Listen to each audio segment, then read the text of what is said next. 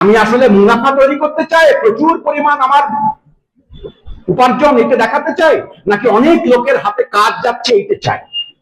অনেক লোকের হাতে কাজ গেলে একটা গোটা সমাজ চলতে শুরু করে, স্থায়ী হয়ে দাঁড়িয়ে থাকে না। তখন তাকে প্রচুর ভাতা দিচ্ছি এই কথা বলে তাকে প্রায় কিনে নিচ্ছি এমন ভাব করতে হয় না।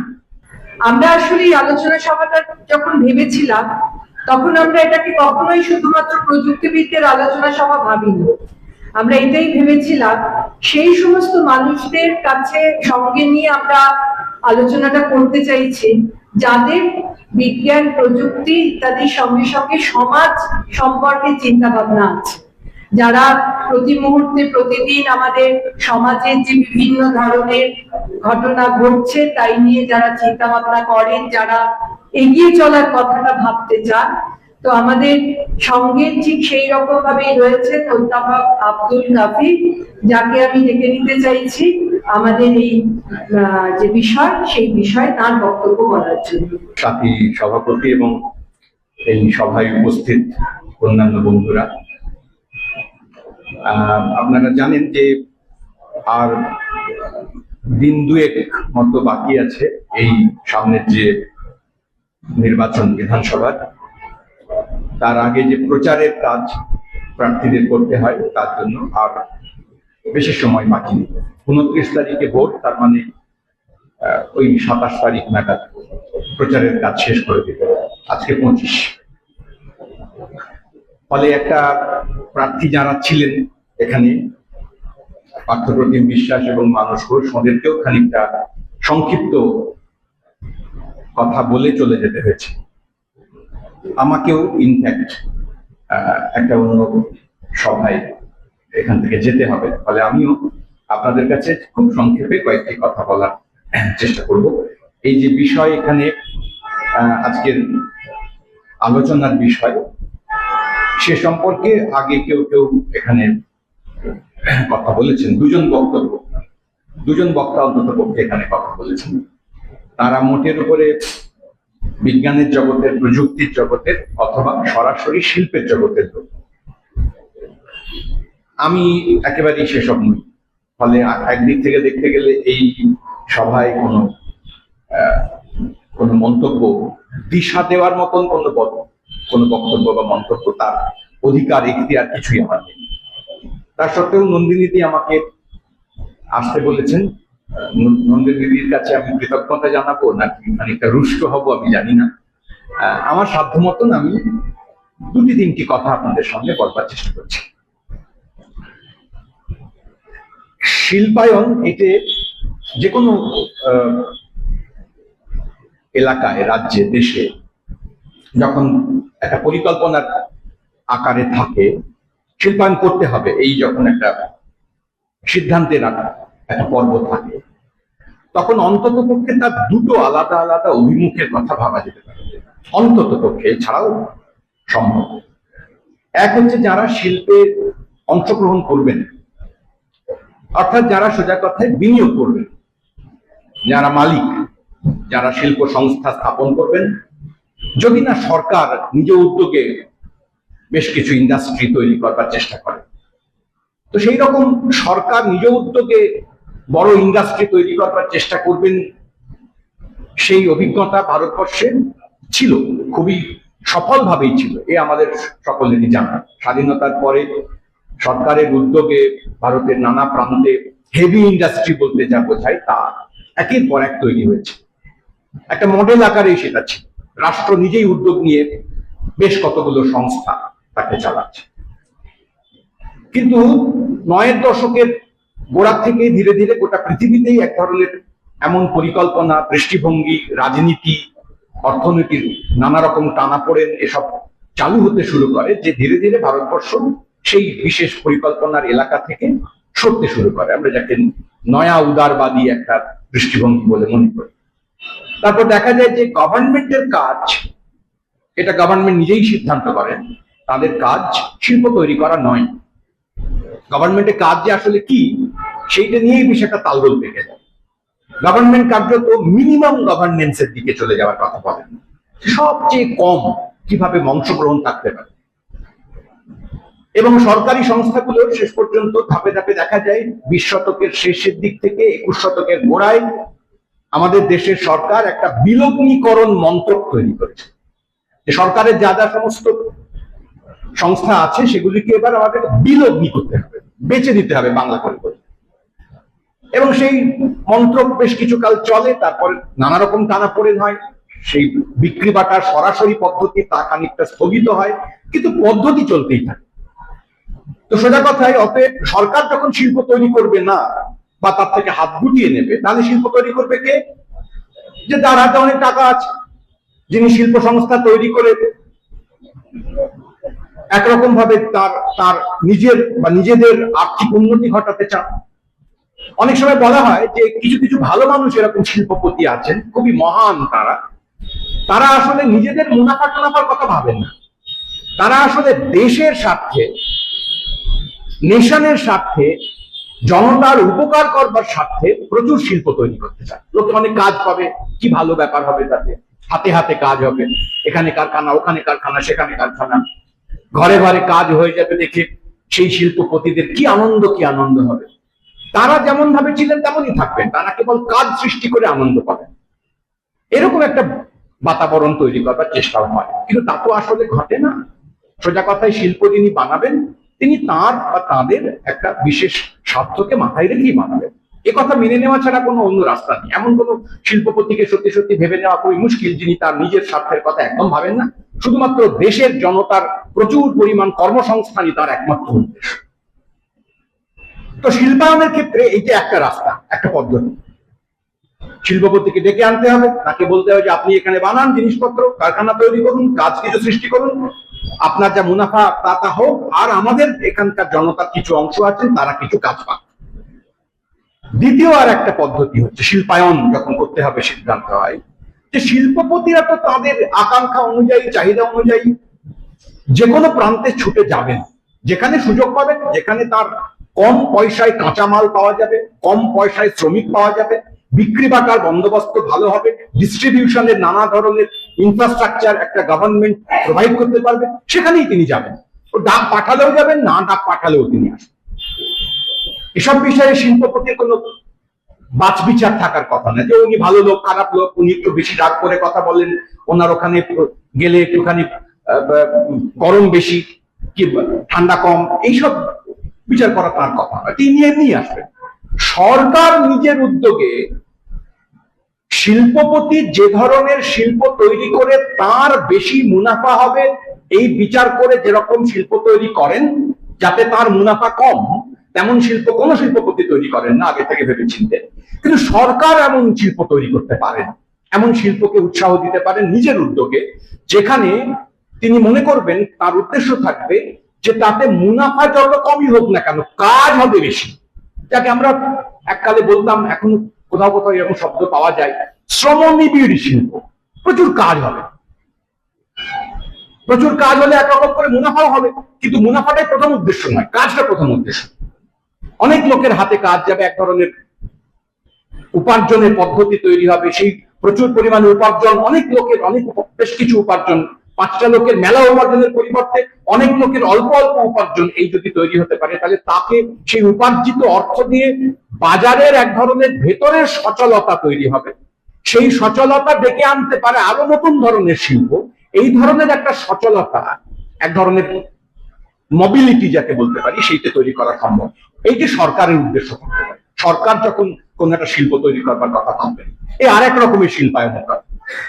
এই দ্বিতীয় ধরনের শিল্পায়নের ক্ষেত্রে সরকার যখন তৈরি করবার কথা ভাববেন, সেই শিল্পায়নের ক্ষেত্রে মুনাফা এর কথা একদম ভাববো না তা নিশ্চয়ই চলবে না, কিন্তু মুনাফা ছাড়া আর কিছুই ভাববো না, এইটা কখনো কোনো নির্বাচিত সরকারের দৃষ্টিভঙ্গি হবে না। এটা দ্বিতীয় ধরনের শিল্পায়নের লক্ষ্য। আমাদের এই বর্তমান পরিস্থিতি, দুদিন বাদে নির্বাচন, তাতে বিভিন্ন দলের তরফ থেকে নানা ধরনের পরিকল্পনার কথা বলা হয়েছে। শিল্পের কথা খুব বেশি করে যে বিভিন্ন দল বলছেন তা নয়, বামপন্থীরা চান। আমাদের রাজ্যের শাসক দল যারা, তারা শিল্পের কথা খুব বলছেন না, আমি এটাতে খুবই, আমার হাসি দেখে আপনারা দয়া করে রাগ করবেন না আমার উপরে, এটা খুবই বেদনার এক রকমের হাসি। তারা আসলে কখনো কখনো এরকম বলছে যে শিল্প সে তো হয়েই আছে, প্রচুর শিল্প, ঠিক ঠিক করছে শিল্প, কত শিল্প পশ্চিমবঙ্গের আছে আমরা এই গত 15 বছরে করে দিয়েছি, এরকম কথা বলছে। মাঝে মাঝে এরকমও শোনা যাচ্ছে যে ট্রেনে করে নাকি হাওড়া থেকে টিকিট কেটে যদি বর্ধমানের দিকে চলে যাওয়া যায়, রাস্তার দুধারে তাকালে ধান খেত আর ধান খেত আর ধান খেত, শুধু নয় শিল্প আর শিল্প আর শিল্প দেখতে পাওয়া যায়। এখন এইটা যদি কেউ বলে ফেলেন এবং সেইটাকে প্রমাণ করবার জন্য তাদের অনুগামীরা এই কথাটাকে আরো সোচ্চারে বারবার করে বলতেই থাকেন, যদি এমন হয় তাহলে আর তাদের কাছে আচ্ছা শিল্প নতুন করে হলে কি করতে হবে, হওয়ার জন্য কি করতে হবে, সে কথা বলা অর্থ নেই। তারা তো করেই ফেলেছেন, তাদের সম্পর্কে আর কথা বলে কোনো লাভ নেই। সেসব শিল্প, তাতে কারা কাজ করে, তাতে কত মুনাফা হয়, তাতে কত টার্নওভার, তাতে কি কি বাজারের সঙ্গে তার কি সম্পর্ক, এসব প্রশ্ন করে তাদেরকে লজ্জা দেওয়ার কোনো কারণ নেই। আর একটা অংশ, আর এক দল, অর্থাৎ আমাদের কেন্দ্রের শাসক দল যারা, তাদের শিল্পের পরিকল্পনা কি, শিল্পের ধরন ধারণ কি, সে তো আমরা এখন হাড়ে হাড়ে টের পাচ্ছি। এই একটু আগে মানুষটা কথা প্রসঙ্গে বলছিলেন, উত্তরপ্রদেশে আমাদের কেন্দ্রের শাসক দলেরই সহযোগী বন্ধুরা সেই উত্তরপ্রদেশের শাসন ক্ষমতায় আছেন, বিরাট শিল্পায়ন ঘটেছিল সেখানে বলে বারবার গোটা দেশের সামনে বলা হয়। একেবারে শিল্পে শিল্পে সব ছেয়ে গেছে এরা, এমন।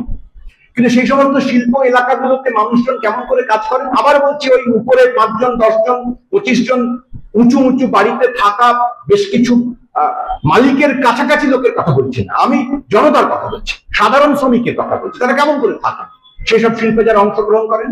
এই যে নয়ডার কথা এখন খবরের কাগজে মাঝে মাঝে ভেসে উঠছে, টিভি চ্যানেল ছেড়ে দিন, বিভিন্ন কি বলে নিউজ পোর্টালের গুলোর মধ্যে মাঝে মাঝে, এমনকি ন্যাশনাল যে সমস্ত নিউজ পোর্টাল আছে সেখানেও মাঝে মাঝে ভেসে উঠছে যে শয়ে শয়ে হাজারে হাজারে শ্রমিক তারা রাস্তায় নেমে এসে বলছেন যে এভাবে কাজ করা যায় না। তাদের অন্যতম একটা বড় গুরুত্বপূর্ণ কথা হচ্ছে, এরকম শুনতে কেমন একটা অবাক লাগতে পারে, শিল্পপতিদের সভায় এইসব কথা ওঠা খুবই মুশকিল। সৌভাগ্যক্রমে এটা ঠিক শিল্পপতিদের সভা নয়, এটা শিল্পে আগ্রহীদের সভা, শিল্প বিষয়ে যারা উৎসুক তাদের সভা। ফলে এখানে সে কথা বলাই যায় যে এরকম বাক্য শুনতে পাওয়া যাচ্ছে যে আচ্ছা, মালিক কিংবা মালিকের কাছাকাছি লোকেরা তারা 4টে 5টা করে BMW কিনছে, আর আমি একটা সাধারণ লোক হয়ে, আমি একটা সাধারণ মানুষ, একটা সাইকেল কিনতে পারবো না। এটা কিরকম ব্যাপার হচ্ছে, এটা কেমন শিল্পায়ন? এই কথাটা শুনলে শিল্পপতিরা খুব খেপে উঠে বলে এই সব দেশদ্রোহীদের টাকা, এরা সব শিল্প বিরোধী, এরা চায় না দেশে শিল্প হোক। খুবই চাই শিল্প হোক, শিল্পে এমন উন্নতি হোক যে দেশের রাজ্যের সমস্ত হাতে কাজ থাকুক, সাধ্য অনুযায়ী স্কিল তৈরি করার উপায় তৈরি করা হোক, চেষ্টা করা হোক পরিকল্পিতভাবে। যেমন প্রথম বক্তা এখানে বলছিলেন, একেবারে গোড়ার দিকে, প্রথম না দ্বিতীয় বক্তা বলছিলেন যে কোথায় শিল্প হবে তার জন্য আগে আরো ভালো করে বিবেচনা করা উচিত, সেখানকার সড়ক পথ, রেলপথ যোগাযোগ কিরকম দেখা উচিত, অঞ্চলের মানুষজনের চাহিদা কিরকম তাও খানিকটা কগনিজেন্সে রাখা উচিত। এসব ঠিকই, খুবই জরুরি কথা, কোনো সন্দেহ নেই, এই সবই করা উচিত। কিন্তু এ সমস্ত করার লক্ষ্যটা কি, উদ্দেশ্যটা কি? শিল্পায়নে কথাটা শুনতে এত চমৎকার লাগে, কখনো কখনো নির্বাচনের আগে কথাটা ভাষণের মধ্যে দিয়ে বাতাসে ভাসিয়েও দেওয়া হয় এবং সেটা একটা খুব ঝকমকে ব্যাপার, কিছু একটা হতে চলেছে এরকম জনতা মনেও করেন। কিন্তু তার প্র্যাকটিক্যালি কাজে সেটা কি খবর নিয়ে আসে, কিভাবে নিয়ে আসে? শেষ পর্যন্ত এই এত প্রচুর শিল্পায়নের পরে 400 500 700 শ্রমিক তারা পুলিশের হাতে বেধড়ক মার খাবেন, তাদের 11,000 টাকা 11,500 টাকার বিনিময়ে কাজ করে যেতে হবে, মুনাফার পাহাড়ে চড়বেন একদল মানুষ, আর শ্রমিকেরা হচ্ছে গিয়ে ওই 11,000 তৃপ্ত থাকতে হবে, না হলে পুলিশ মারবে। এটাকে কি শিল্পায়ন বলে? এই যে আমাদের এতগুলি কারখানা আছে, আমি তো লম্বা চওড়া পরপর তালিকা করে দেখিয়ে দিতে পারি, উত্তরপ্রদেশ মডেল কিংবা গুজরাটের মডেল কিংবা আরো অন্য জায়গার মডেল। শেষ অব্দি সেই গোটা শিল্পায়ন যদি বলতে চাই, শুধু শিল্প না বলে, তখন বুঝতে হয় আসলে বলার কথা এই যে এমন ভাবে এমন রকম শিল্প হবে যাতে দেশের রাজ্যের ওই অঞ্চলের সাধারণ মানুষ সে কতগুলো কাজও পাবে।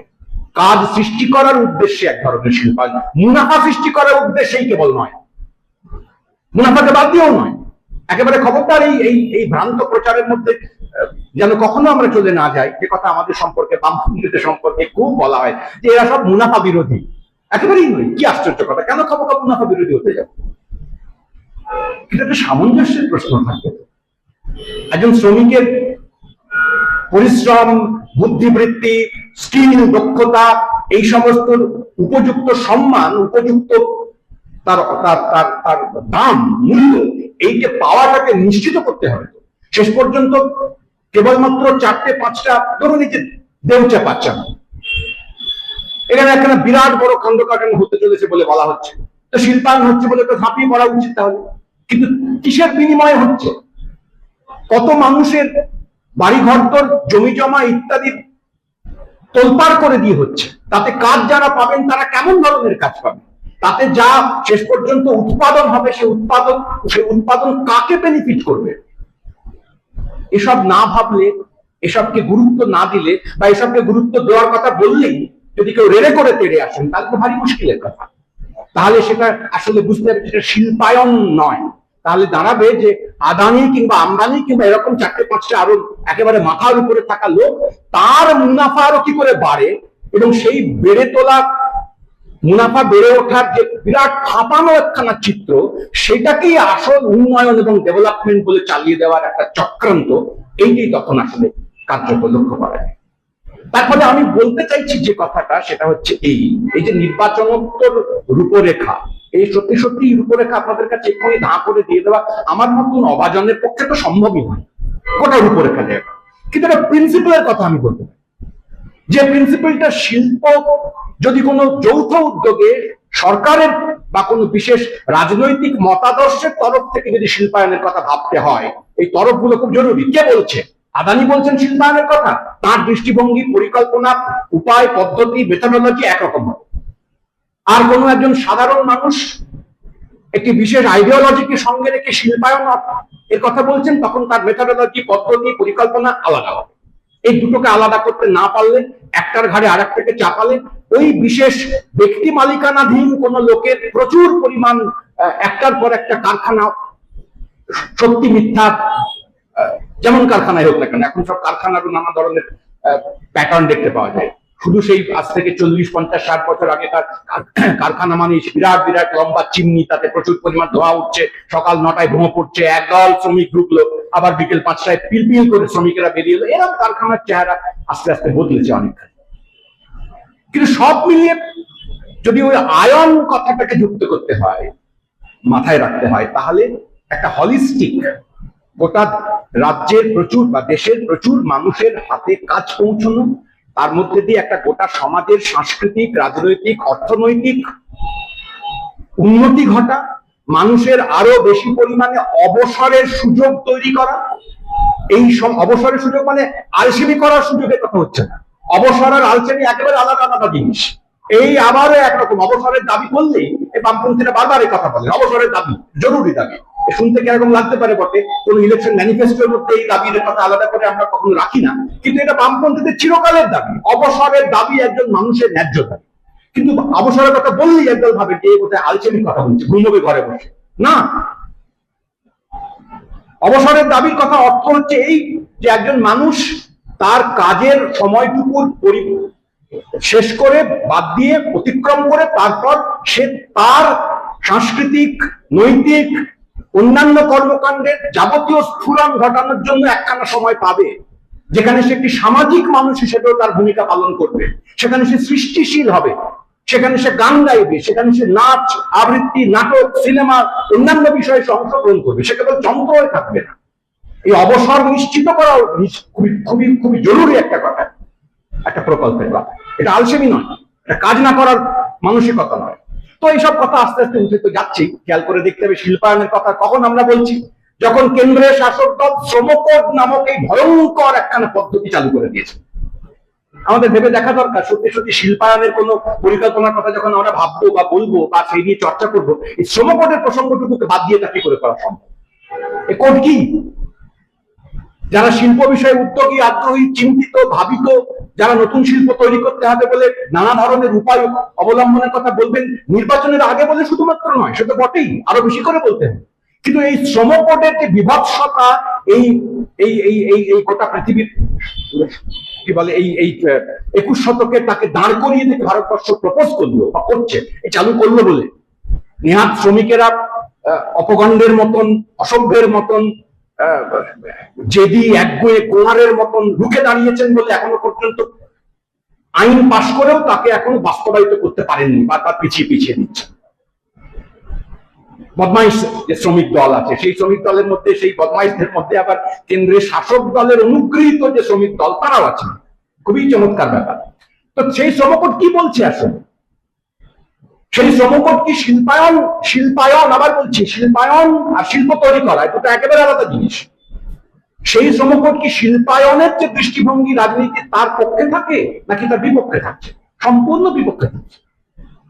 এই শ্রমকোট একজন শ্রমিকের অধিকার রক্ষার জন্য লড়াই করবার অধিকার কেড়ে নেয়, তার ইউনিয়ন করবার অধিকার কেড়ে নেওয়ার কথা বলে, তার 8 ঘন্টা কাজের অধিকারের কথা অর্জন করেছিল তাকে নষ্ট করে দেওয়ার কথা বলে, ওভারটাইমের কথাও আবছা করে দেয়। অথচ কতগুলো গাল ভরা ভালো ভালো কথা বলছে, তোমাদের কথা আমাদের মতো আর কেউ ভাবে না গো, এইসব কথা বলে আসলে তার পায়ের তলা থেকে সমস্ত জমি কেড়ে নেওয়ার কথা বলে। এমনকি ছোট ছোট কারখানা কোম্পানি তারা যে কোনো সময় তাদের কারখানা বন্ধ করে দিতে পারে যদি তারা চান, যদি মালিক মনে করেন যথেষ্ট মুনাফা হচ্ছে না, তাহলে বন্ধ করে দিতে পারেন, এবং সে বন্ধ করে দিলে সরকারের কাছে তাকে কোনো জবাবদিহিও করতে হবে না। এই তো শ্রমকোটের প্রপোজাল না, আইন এখন লাগু হয়নি। এই যদি আমার দেশের আইন হয় এবং আমাদের রাজ্যের শাসক দলও যদি সেই আইন সম্পর্কে একটিও কথা না বলে, যে এত সভা আপনারা শুনছেন, আমি অনুরোধ করবো এখানে যারা আছেন তারাও বাইরেও কথা বলে দেখুন যে এত যে বিভিন্ন সভা হচ্ছে, কেবলমাত্র কয়েক গাছা বামপন্থী ছাড়া এই শ্রমকোটের ভয়াবহতা সম্পর্কে আর কেউ কোনো কথা বলছেন? একটাও কথা কেউ বলছেন? রাজ্যের শাসক দল অপেক্ষা করে আছেন কি যে মুহূর্তে চালু করবে, প্রয়োগ করবে, পশ্চিমবঙ্গ তা প্রয়োগ করে দেওয়া হবে। এর মানে কি দাঁড়াচ্ছে? এর মানে দাঁড়াচ্ছে কেন্দ্রের এবং রাজ্যের শাসকেরা যারা আছেন তারা আসলে শিল্পায়ন চান না, তারা কয়েকটা লোকের ব্যক্তিগত বা সংস্থাগত মুনাফাকে নিশ্চিত করার জন্য কয়েকখানা কারখানা তৈরি করতে চান। এর কমপ্লিটলি অন্য জিনিস। ফলে শিল্পায়নের জন্য প্রয়োজন আসলে একটি নির্দিষ্ট দৃষ্টিভঙ্গি। ওই দৃষ্টিভঙ্গির কথাটি আমি দৃষ্টিভঙ্গি বললাম আপনাদের যদি কারো আঘাত লাগে শুনতে, তাই জন্য আমি যদি আঘাত না লাগে, যদি আমাকে অ্যালাউ করেন, তাহলে আমি এই শব্দটা দৃষ্টিভঙ্গির বদলে বলতে চাইবো আইডিওলজি। একটি নির্দিষ্ট মতাদর্শগত অবস্থান এইটা লাগে শিল্পায়নে সবচেয়ে জরুরি। কেন? পুঁজিনিবিড় না শ্রমনিবিড়? আমি আসলে মুনাফা তৈরি করতে চাই, প্রচুর পরিমাণ আমার উপার্জন এটা দেখাতে চাই, নাকি অনেক লোকের হাতে কাজ যাচ্ছে এইটা চাই? অনেক লোকের হাতে কাজ গেলে একটা গোটা সমাজ চলতে শুরু করে, স্থায়ী হয়ে দাঁড়িয়ে থাকে না। তখন তাকে প্রচুর ভাতা দিচ্ছি এই কথা বলে তাকে প্রায় কিনে নিচ্ছি এমন ভাব করতে হয় না। ভাতা খুব জরুরি জিনিস, ভাতা দেওয়া উচিত, দিতেই হবে। ভাতা মোটেও ভিক্ষা নয়, কিন্তু ভাতা ক্রমাগত দিচ্ছি বলে তোমাকে তোমার সমস্ত আত্মা পর্যন্ত আমার অধিকারে আছে, এইটা খুব গোলমেলে কথা। তো সেই পরিস্থিতিটা তৈরি হয় না যদি সাধ্য অনুযায়ী, যোগ্যতা অনুযায়ী একটা সমাজের মানুষ তারা বিভিন্ন ধরনের কাজের সুযোগ পান। তাতে কোন বিশেষ মালিকের কতটা লাভ হলো, ব্যক্তিগত মুনাফা হলো, এইটার পরিবর্তে ওই কাজ তৈরি করা এবং তাকে গোটা সমাজের সামগ্রিক কাজের সঙ্গে, সাংস্কৃতিক পরিমণ্ডলের সঙ্গে, সামাজিক পরিমণ্ডলের সঙ্গে তাকে জুড়ে দেওয়া। ওই গোড়াতে অরিজিৎ একটা কথা বলছিলেন, ভারী ভারী চমৎকার কথা বলছিলেন, যে কথাগুলোকে আমি তো আপনাদের মতন শিল্প এলাকার লোক নই, ফলে আমার এই কথাগুলো অনেকগুলোই হয়তো আপনারা ভাবতে পারেন যে খুবই বোকা বোকা কথা বলছে, খুবই নাইভ, এগুলো আবার কি কথা, এরকম ভাবতেও পারেন। আমি মার্জনা চেয়ে নিচ্ছি, কিন্তু আমি ওই অরিজিতের এই কথাগুলি থেকে একটা ছোট অংশ আমি ধার করে নিতে চাইছি এইভাবে যে ধরুন বামপন্থী চিন্তা ভাবনায় যারা উদ্বুদ্ধ মানুষজন আছেন তারা বড় কারখানা তৈরি করা সম্ভব, শুধু হয় সরকার লাগবে আর নয় পুঁজিপতি লাগবে, তাহলে কে কারখানা বানাবে? কিন্তু নিজেদের উদ্যোগে ছোট ছোট কোঅপারেটিভ তৈরি করে, ওই যেরকম আধুনিক সমস্ত প্রযুক্তির কথা উনি বলছিলেন, সেই সমস্ত প্রযুক্তির ছোট ছোট প্রয়োগের মধ্যে দিয়েও এক ধরনের কর্মচঞ্চলতা আমরা আমাদের রাজ্যে তৈরি করতে পারি। বিরাট পারি না, হাজার হাজার কাজ কর্মসংস্থান হয়ে যাবে তা পারি না। কিন্তু কি সুন্দর উনি বলছিলেন যে আশা কর্মীদের জন্য যদি এক ধরনের তাদের হাতে যদি এক ধরনের ডিভাইস অন্ততপক্ষে আমরা তৈরি করে দেওয়ার কথা ভাবি, কিংবা কোনো ডিভাইস না, কোনো ধরনের সফটওয়্যারও যদি আমরা ডেভেলপ করে তাদের হাতে দিতে পারি, সরকারের যা কাজ তারা করছেন তার সঙ্গে সঙ্গে একটা গোটা রাজ্যের স্বাস্থ্য মানচিত্র আমাদের হাতে এসে পৌঁছতে পারে। একই পদ্ধতিতে একটা গোটা রাজ্যের শিক্ষা মানচিত্র আমাদের হাতে এসে পৌঁছতে পারে। সেই পৌঁছানোকে, সেই তথ্যাবলীকে সামনে রেখে বিভিন্ন অঞ্চলে ছোট, খুবই ছোট, ওই ছোট ছোট গোষ্ঠী বা কেন্দ্র বা গ্রুপ ইত্যাদি, তার মধ্যে দিয়ে এক ধরনের কর্মচঞ্চলতা, কাজের সুযোগ আমরা তৈরি করার চেষ্টা করতে পারি। আমি আবার বলছি, জানি এইটা আসলে ওই বিরাট বড় মরুভূমির মাঝখানে একখানা ছোট হয়তো পুঁই গাছের চারা তা রোপণ করার মতন ঘটনা। এতে কি হবে? না, এটা হবে না। এতে কি শেষ পর্যন্ত পশ্চিমবঙ্গ রাজ্য থেকে প্রত্যেক রাত্রির বেলায় দক্ষিণ বা পশ্চিম ভারতের দিকে ট্রেনে করে চলে যাওয়া ওইরকম ভিড় লোকগুলো বন্ধ হয়ে যাবে?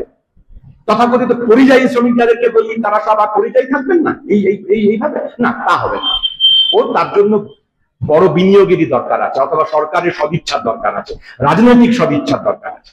কিন্তু তার পাশাপাশি এই প্র্যাকটিস, একটা ছোট উদাহরণ, একটা ছোট প্রকল্প এই তৈরি করা, যেমন ধরুন আমি একটা ছোট্ট উদাহরণের কথা বলছি। এই যে আমাদের রাজ্যের যে বিরাট স্বাস্থ্য ব্যবস্থার ভয়াবহ একটা অবস্থা হয়ে দাঁড়িয়েছে, বাইরের সমস্ত হাসপাতালগুলিতে বেশ চকচকে গেট আছে, সেটা আমরা সবাই জানি। সুপার স্পেশালিটি হসপিটাল কত কত যে আছে, জেলায় জেলায় ভর্তি, এসব আপনারা সবাই শুনতে পাবেন। কিন্তু একটুখানি ভেতরে গিয়ে খোঁজ করলে দেখা যাবে সুপার স্পেশালিটি হসপিটাল গুলোর কি করুণ দুর্দশা।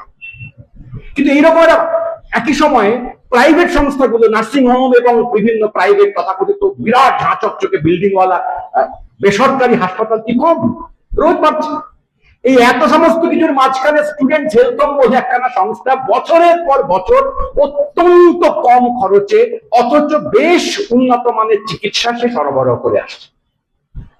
একা স্টুডেন্ট হেলথ হোম নয়, ওইদিকে আরো একটা দুটো এরকম উদাহরণ আছে যেখানে সাধারণ মানুষ, শ্রমজীবী মানুষ, তাদের উদ্যোগে বেশ কিছু ডাক্তার বন্ধু, উদ্যোগী মানুষ, তাদেরকে একসঙ্গে জুড়ে একটা দুটো এরকম কাজ করতে পারছেন। এটাকে আরেকটু বাড়াতে আমরা পারি। শিল্পের সঙ্গে, প্রযুক্তির সঙ্গে যুক্ত যে মানুষজন, যে প্রসেকের সঙ্গে যুক্ত যে মানুষজন যারা আছেন, বিশেষ করে তাদের কাছে এই দাবি, আবেদন, আবদার, এটা কি আমরা আরেকটু করতে পারি না? যে আচ্ছা, আমাদের টেকনোলজি সংক্রান্ত যে সমস্ত ভাবনা চিন্তা আছে, এক্সপার্টিজ আছে, সেগুলো দিয়ে সরকার যবে বদল হবে তবে হবে। যদি এবার বদল হয় তাহলে এবার হবে, যদি এবার বদল না হয় তো তবে হবে। কিন্তু তা না হওয়া পর্যন্ত কি করতে পারি? নির্বাচনোত্তর যে পরিস্থিতি, তাতে এও আমরা চেষ্টা করতে পারি। অরিজিৎদের মতন আরো যদি 5 জন, 10 জন, 25 জন এরকম ভাবুক, কল্পনা আছে যাদের, পরিকল্পনা আছে যাদের, দুই আছে, শুধু কল্পনা নয়, কল্পনা এবং পরিকল্পনা, এই দুই যাদের শক্তি, এবং যারা এর আগের অভিজ্ঞতা ঋদ্ধ মানুষজন, এরা মিলে এরকম ছোট কাজ হয়তো, আবার বলছি, মনে হতে পারে যে এটা এত ছোট কাজে কি হবে, তাহলে বড় কাজ করা পর্যন্ত অপেক্ষা করে বসে থাকবো কি? না, তা করবো না। নির্বাচনোত্তর পরিস্থিতিতে আমার অন্তত পক্ষে এটা মনে হয়, সরকার যদি বদল হয় তাহলে নিশ্চিতভাবেই সেই নতুন সরকারের কাছে এই বড় সরকারের উদ্যোগে এক ধরনের শ্রমনিবিড় শিল্পায়নের পরিকল্পনার দিকে আমাদের যাওয়ার কথা বলতে হবে, কোনো সন্দেহ নেই তাতে। আর পাশাপাশি বামপন্থী চিন্তা ভাবনা করেন, খানিক সমাজসেবার প্রতি আগ্রহ আছে এমন মানুষজন, তাদের সাধ্যকে একজোট করে খানিকটা কোঅপারেটিভের এলাকা তৈরি করে, ব্যবস্থা তৈরি করে, ছোট ছোট অনেক উদাহরণ তৈরি করা সম্ভব। তা না হলে যেটা হবে সেটা হচ্ছে 5 জন লোকের, আবার ওইটা বলছি, 5 জন লোকের ব্যক্তিগত মুনাফার নিশ্চয়তা দেওয়া 4টে কারখানা তৈরি হবে, বিরাট বিরাট, কিন্তু তাকে শিল্পায়ন বলে না, তাকে শিল্পায়ন বলতে পারবো না। শেষ পর্যন্ত একটা গোটা রাজ্যের শিল্পের পরিস্থিতি তখনই তৈরি হতে পারে যে ওই দৃষ্টিভঙ্গির কথা যদি আগে ঠিক করা যায়, যে আমি শ্রমিককে কিভাবে দেখবো, আমি মালিকের ব্যক্তিগত মুনাফাকে নিশ্চিত করার দিকে যাব নাকি কাজ তৈরি করার দিকে যাব, এই বিশেষ দৃষ্টিভঙ্গিটুকুকে সম্বল করেই আমাদের এগোনো। একজন বামপন্থী মানুষ হিসেবে আমার এইটাই সবচেয়ে জরুরি কাজ বলে মনে হয়। কোথায় জমি, কেমন কাঁচামাল, কতখানি অংশীদারিত্ব, পরিবহন কেমন, এসব খুবই জরুরি কথা। কিন্তু তার আগে অন্তত পক্ষে এই বিশেষ আইডিওলজি যাকে বলে, দৃষ্টিভঙ্গি যাকে বলে, রাজনৈতিক মনোভাব যাকে বলে, সেইটা বাদ দিলে ওটা আমার থেকে, আমরা যা করতে পারবো তাতে আমার থেকে অনেক বেশি আদানি পক্ষের লোকেরা করতে পারবে, তাতে আমার দরকার নেই। আদানি পক্ষের লোকের হাতে ছেড়ে দিলে এবার চকচক চকচক করে 5টা কারখানা তৈরি করে যেতে পারবে। এসব ভাবার জন্য আমাকে আপনাকে ডাকবেও না। তাদের মাইনে করা বড় বড় বড় সমস্ত প্রযুক্তিবিদেরা আছেন, গোটা পৃথিবীর এক্সপার্টেরা আছেন, তারা গুনে গেঁথে পরিষ্কার করে বলে দিতে পারবেন যে ওইখানে ওই কোণে কারখানাটা করলে এত এত কোটি কোটি টাকা লাভ হবে। আমাকে আপনাকে কেন তারা চাই? কিন্তু যদি আমাকে আপনাকে অংশগ্রহণ করতে হয়, পরামর্শ দিতে হয়, তাহলে এই বিশেষ মতাদর্শ, দৃষ্টিভঙ্গি, পরিকল্পনা, এই পার্সপেক্টিভ থেকেই আমাদের ভাবার কথা। একেই বলে শিল্পায়ন। আর তা না হলে যা হয় তা হচ্ছে ব্যক্তিগত লাভের শিল্প। নমস্কার। ধন্যবাদ কাবির, সুন্দরভাবে আমাদের কাছে আগামী শিল্পায়নের যে চিন্তা ভাবনা এবং আমাদের এখানে আমাদের সকলের মতাদর্শ সম্ভবত যেভাবে আমরা ভেবে আসছি তার সঙ্গে মিলে কিভাবে আগামী দিন শিল্পায়ন হতে পারে সেই রূপরেখা তুলে ধরার জন্য